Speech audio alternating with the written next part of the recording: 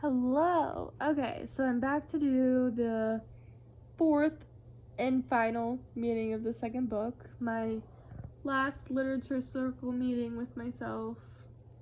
So, let's just dive right into what happens in this section. So, first of all, Jules ends up getting a text from Ingrid, who has disappeared, but she feels like it doesn't really sound like her, so she thinks that it's probably not Ingrid, but someone pretending to be her. And she texts the person by asking what her nickname is, um, in which Ingrid called her Juju. That's why she's asking this. But the person responds, Jules is her real name. And the only person that she told that is Nick. So she then concludes that it's Nick who has Ingrid's phone, which, is weird because he also had Erica's. Or not weird, I guess, makes sense. So everything's kind of coming together. We know Nick is bad. And one thing I thought was interesting was that they slept together. So I think that what happened there was Nick was kind of using that emotional, physical, sexual appeal to try and draw Jules closer to him, to get her to trust him and stuff like that. So I think that, he kind of instigated them hooking up so that he could manipulate her, essentially, and think that she would get all attached and stuff like that. So I'm glad that that's not really what happened, and that she's uncovering these events. So yeah, as she's realizing literally in the moment that it must be Nick, there's a knock on her door and it's him. So she doesn't let him in, she locks it instead, and she's texting Chloe to tell her that she's in danger. So she spent all her money on paying to get the phone unlocked, so she only has like 20 something dollars around the time. And so she doesn't have enough money to leave. So she's having to wait a few days to get paid, so she has the money to leave. So she's in this scary situation right now where Nick's literally knocking at her door, but he doesn't know that she knows yet about the whole situation and him having Ingrid's phone, or maybe even Ingrid. So, she feels somewhat content with that and is fine, or is kind of forced with her lack of funds to stay. So then Jules keeps doing research, and she's going through Erica's phone, and she sees something about Marjorie Milton. So she Googles her, and she finds out that Marjorie is alive, which is contrary to what Leslie told her. So Jules tracks her down in her new apartment and actually contacts her and asks her to talk. Marjorie doesn't want to talk to her, but she notices this pin that Marjorie's wearing, which is the same symbol. I forgot what they called it, but it was like a snake eating its tail, and there was a word for it, and it's the same symbol that Nick has on the wall in his apartment. So that basically like confirms for her that Nick is tied into this somehow. And I wish Marjorie would have agreed to talk with her, because I don't really know why she didn't. I don't know why she wouldn't want to help someone who's in the same situation with her, but it could just be like a trauma response and she doesn't want to bring up those harsh memories, because I know for me there are some things like traumatic that have happened in my lifetime, and if someone like brings it up, I just don't want to talk about it kind of thing. So I'm thinking it's less of like oh, she's mean and doesn't want to help, and just more of a she doesn't want to bring back those gruesome memories kind of thing. So yeah, so after Marjorie like doesn't agree to meet with her, she takes matters into her own hands and decides to go to the library to do some research. And she learned that this symbol that she was talking about is used in this thing called alchemy, and it's about life rising from death. And she finds that it's connected to Satanism. And she remembers that the woman who killed the servant from the Bartholomew, Cornelia Swanson, had been consorting with a Satanist. And that the group they'd been involved in was called the Golden Chalice, which was named after a component of a satanic ritual. So this is where the book just completely takes a turn into what the dark element is. I completely was convinced up until this very moment that this was still like a haunting sort of thing. And you know, like I said, like I thought the residents maybe had said they were hiding and they knew about some of the hauntings and they just lived there because they were legacies, and when people figured out too much, they told them to just leave and disappear. Like they threatened them to just leave before anything happened or whatever. And it turns out that there's there's cult stuff going on. So, you know, now I'm thinking that this is just not what I thought at all, and all the residents are just going to be a part of this cult. Yeah, so Jules then looks up Cornelia Swanson and realizes she actually recognizes the photo, and she's seen it in Nick's photo album, and she realizes that Cornelia is the grandmother of Greta. So she now understands that the people at the Bartholomew are essentially like the Golden Chalice reborn, and they're looking for young people to use as sacrifices, essentially. So this just completely shocks her, and she's terrified, and she's has made this connection, and it's kind of just not all what she thought it was going to be, or myself.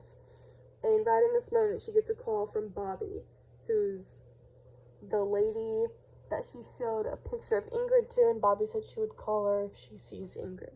So Bobby now calls her back and says that Ingrid has shown up. So Jules rushes there and finds Ingrid,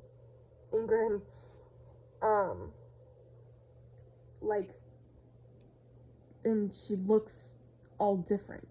So they're talking, and Ingrid tells Jules how she's surviving and how she discovered what was going on in the Bartholomew.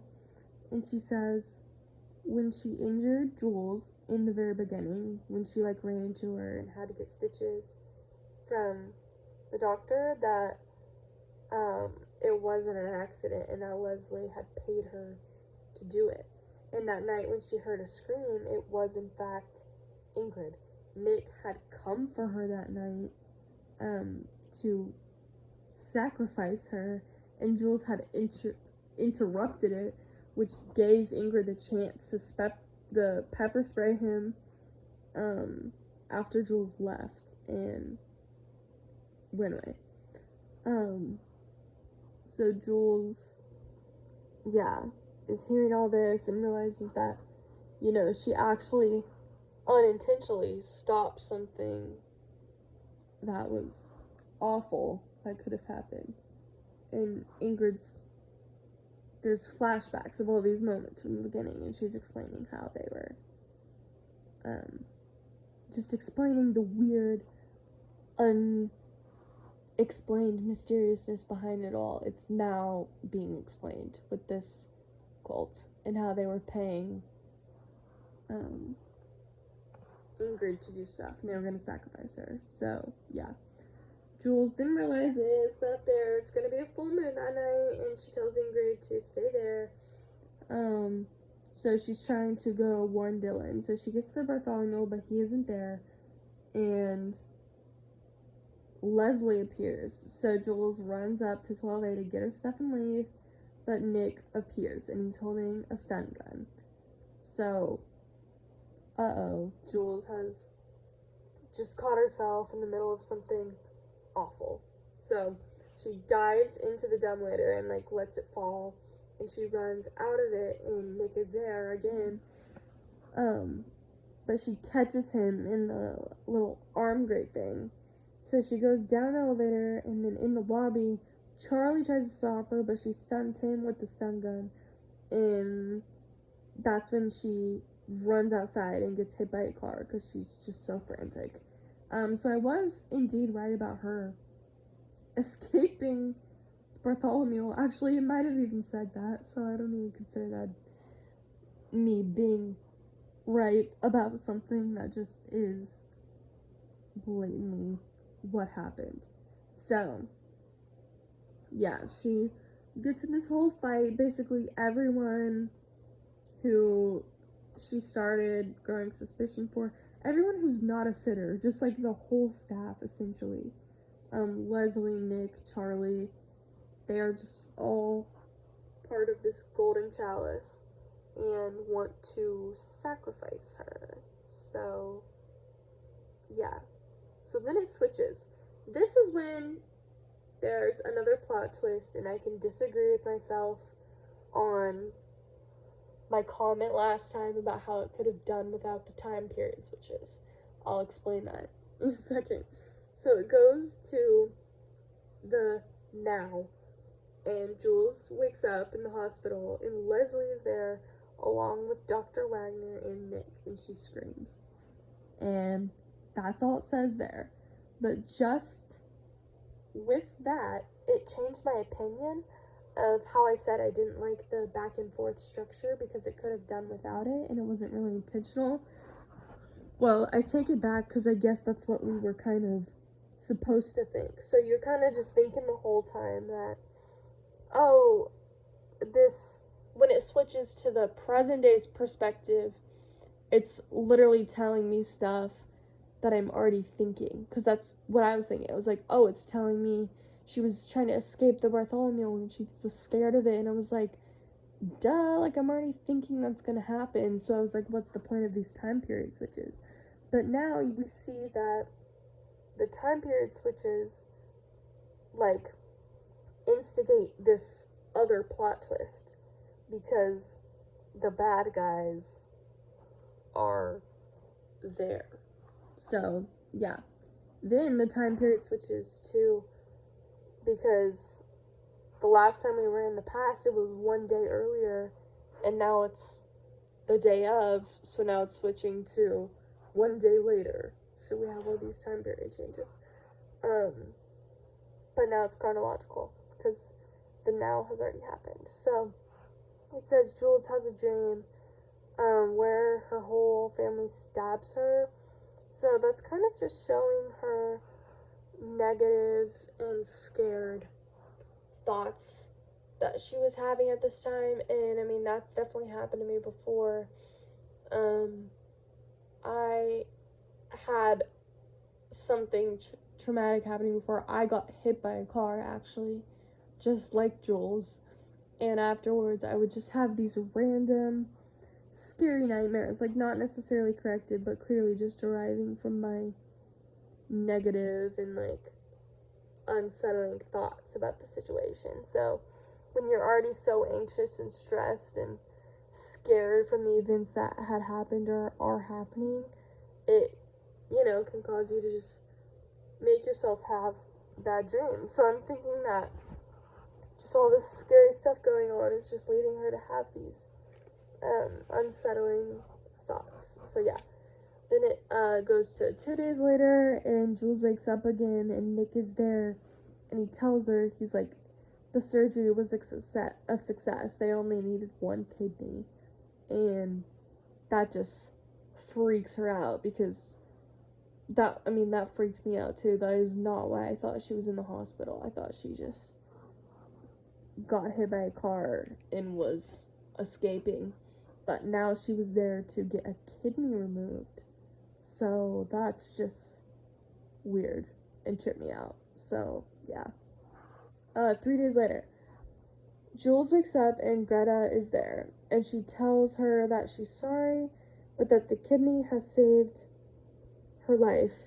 And Nick shows up later and fills in the details, and he admits his great-grandfather was Thomas Bartholomew. The Bartholomew was originally built to be a safe haven for the rich, to protect them against disease outside. So they're saying all this stuff.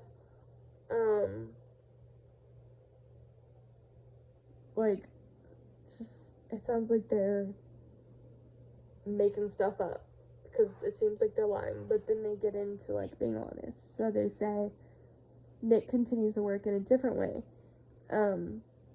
He explains how they all tell the rich people they can stay there and hopefully find organ donors, who are the apartment sitters.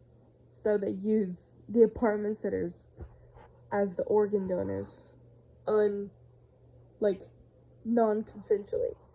And he tells her that Cornelius Swanson and the dead servant was the first transplant attempt that went badly, and it had nothing to do with Satanism. And he tells her about other organs that they'll be harvesting, like her heart for Charlie's daughter and her liver for Marion Duncan. So it explains it as, not as dark and gruesome as Satanism, but it's still just as awful. They're just gonna use her for her organs. So that's what it explains it as. So then it says Jules waits in the room, and she realizes that the place has a limited amount of rooms, and she hears that Mr. Leonard is there because he got a new heart, which presumably came from Dylan. So Greta tells Jules that she's being moved back to the Bartholomew, which means there will be room for someone else, which means that she's thinking they will kill Jules the next day for the rest of her organs. So that's obviously just terrifying, and Jules freaking out. So the nurse comes to check on her, and he admits that he's working here to get an organ for his father. And Jules warns Bernard that they might be lying to him, or might just take his organs instead, and he doesn't return. So a different nurse checks on Jules instead. And we also find out Jules has not been taking the pills they've been giving her, which was honestly probably a smart move, because they were probably just gonna sedate her or something. So she swipes a lighter from the nurse, and she uses the lighter to set off the fire alarm. And they come to check it out. Jules actually exits and ends up locking them in. So she exits the hospital area, which leads into Nick's apartment, and he stops her, but Jules ends up stabbing him. And then before she leaves, she grabs the books from the study and sets them on fire, causing this huge fire, and she wants to burn the whole place down. So the fire burns, and the residents are starting to evacuate, and Jules holds onto the photo of her family and grabs Rufus on her way out, and then she sees Nick jump off the roof.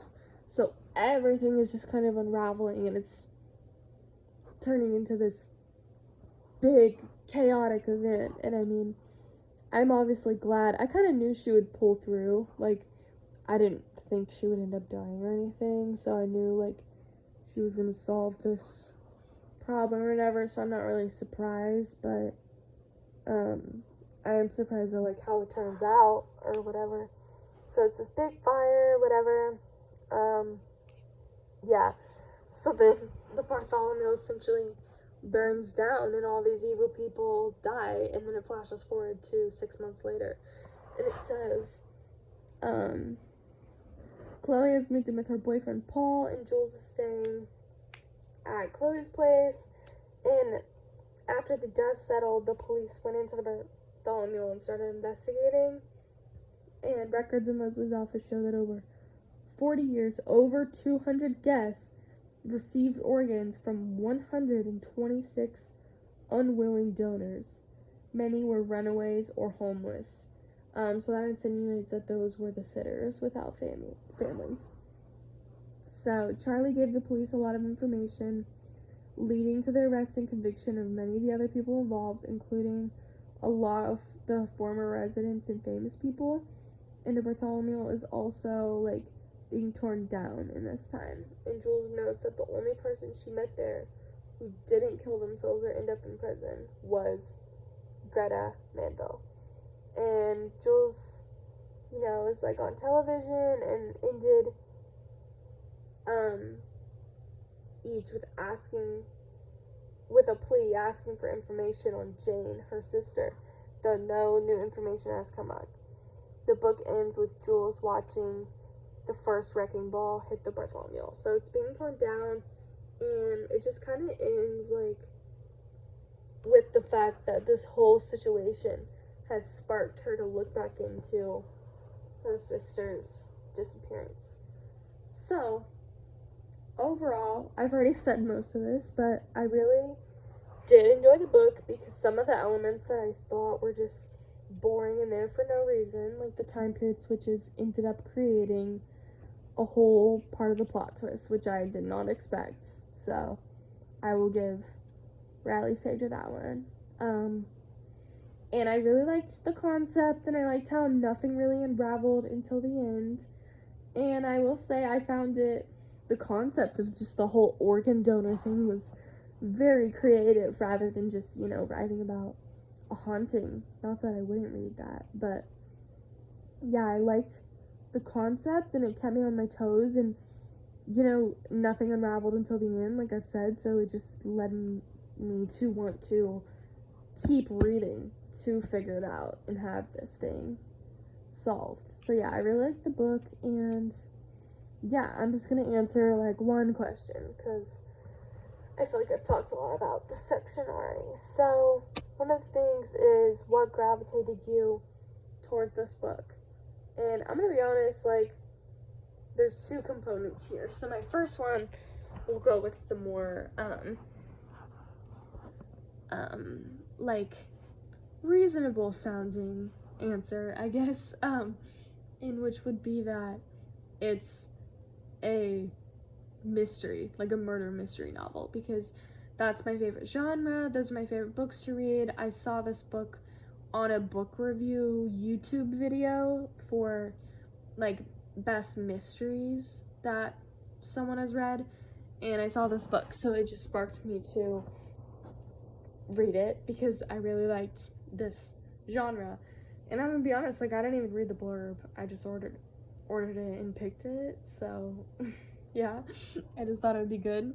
The second thing, which is more of a peripheral route to persuasion, but definitely the front cover made me interested, I will say. And I mean, I think that is a big power, like how authors do their front covers, because it really does draw attention to the book, like, no matter how much one thinks that, like, it doesn't. I don't know. But it was pink, and, like, pink's my favorite color, and it was just all mysterious, and there's, like, a shadowy figure, and just the architecture of, like, this big, grand, Upper East Side looking apartment complex with, like, the pink and everything. I don't know, it just really, I gravitated towards the pink and the old, like, old money look of the apartment complex on the front cover. So that definitely made me want to read it, but I am glad that I did, and I would definitely recommend it to someone. So that is my last and final meeting. So I hope that you enjoyed.